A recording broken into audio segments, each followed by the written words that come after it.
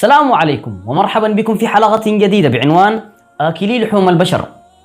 بعد سماعكم لهذا العنوان ربما تعتقدون بأنني سأتكلم عن وحوش وحيوانات مفترسة، ولكن ستغيرون رأيكم بعد سماع بعض الحقائق، وسيظل البعض منكم محتارا لعدم منطقية ما سيسمعه. التأمل بينما يجلسون على جثث الأموات، حليهم أسنان وعظام بشرية، غذاءهم أطعمة فاسدة ولحم بشري وفضلات حيوانية، يعيشون في عزلة تامة، والأسوأ من ذلك أنهم حفاة عراة. الطهارة في الغذارة والألفاظ النابية هو الطريق إلى السكينة. بعد سماعكم لهذه الصفات تيقنتم بأنني لا أتحدث عن الوحوش أو الحيوانات المفترسة، وإنما البشر الذين خالفوا الطبيعة وجاءوا بأكثر الطقوس وحشية ودموية، فأصبحوا أبعد ما يكون للإنسانية. في هذه الحلقة سأتكلم عن أخطر طائفة في العالم، الأغوريون أو آكلي لحوم البشر. يسكن الأغوريون بالقرب من الأماكن المخصصة لحرق الموتى بالقرب من نهر الغانغا في مدينة فاراناسي بالهند، ويستمتعون بحياتهم وسط الجثث المحترقة بشكل يثير الاشمئزاز والعجب. وطريقهم للتقدم الروحي يشمل ممارسات خطرة ومجنونة مثل أكل لحوم البشر. ولم يكتفي الأغوريون بأكل لحوم البشر فقط، ولكنهم أيضا يأكلون فضلاتهم، ومن يتمكن من تناول فضلاته يعتبر في أرقى المراتب وسط الأغوريون، فهو بذلك يعزز حالة الوعي بداخله ويسمو بروحه عن حدود البشر.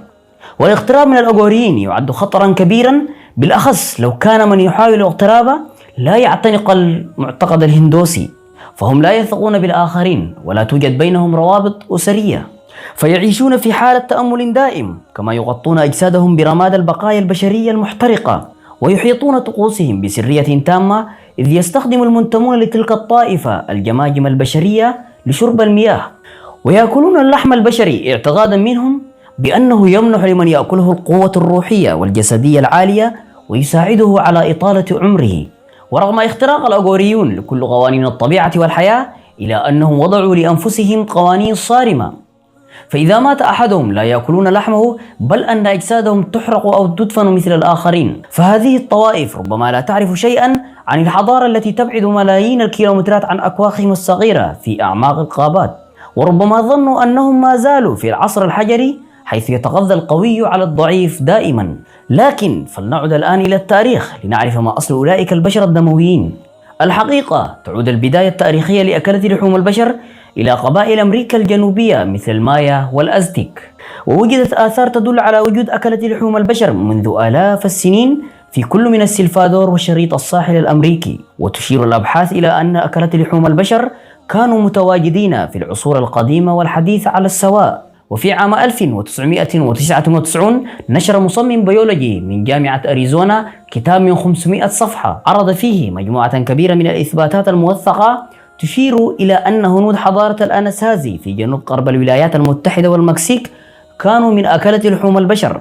هذه الحضارة ازدهرت قبل 1000 سنة، ولكنها اختفت قبل 300 عام. ودرس خلال 30 سنة آلاف العظام التي خلفتها حضارة الأناسازي مستخدما أدق الأجهزة الإلكترونية.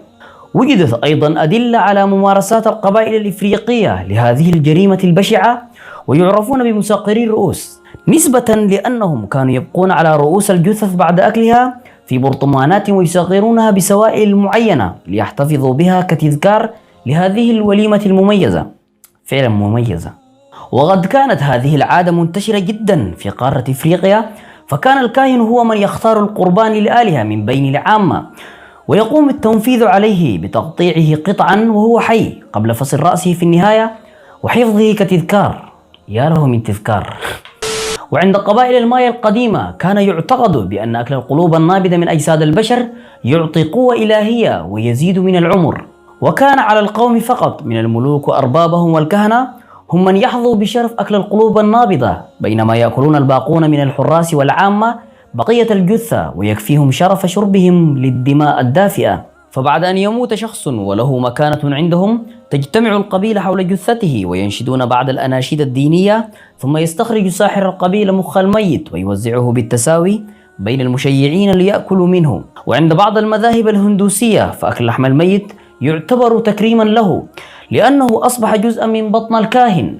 وعند قبائل المايا والأزتك القديمة كان أكل الأبرياء هو دليل على الشجاعة، وفي العصر الحديث اشتهر العديد من الصفاحين بأكل لحوم البشر مثل آرمين مايفيس فني الكمبيوتر الألماني الذي اعترف بقتل وأكل رجل في أوائل 2001، حيث التقى به بعد أن أعلن على مواقع الإنترنت أنه يطلب شابا قوي البنية ما بين 18 و30، ثم قال مايفيس بعد ذلك قتله برضا الأخير.